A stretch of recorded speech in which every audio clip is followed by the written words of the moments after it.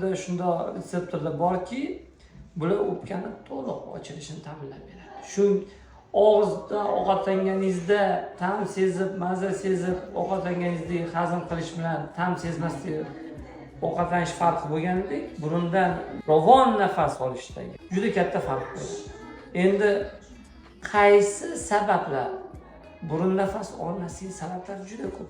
Yosh bolada shamollashdan boshlab, bemorda kechayotgan allergik jarayonlardan boshlab, adenoid vegetatsiyasi yoki kattalarda shu allergiya natijasida vujudga kelgan polipoz o'smalar yoki burun to'sig'i qiyshayishi bilan juda sabablari ko'p.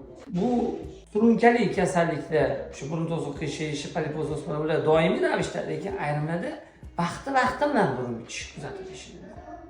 Bu ko'proq shamollashda yoki bolalarda a'zolarda kechayotgan jarayonlar bilan bog'liq bo'lishi mumkin. Shu yeyotgan ovqatlari bilan bog'liq bo'lishi mumkin. Bunaqa holatda qisqa vaqtli burun bitishlari bo'ladigan bo'lsa, buni burunni ravon nafas olishini biz ta'minlab berishimiz kerak. Sabab bunda quloq og'rig'i, tomoq og'rig'i va o'pka shamollashini biz oldini olgan bo'lamiz.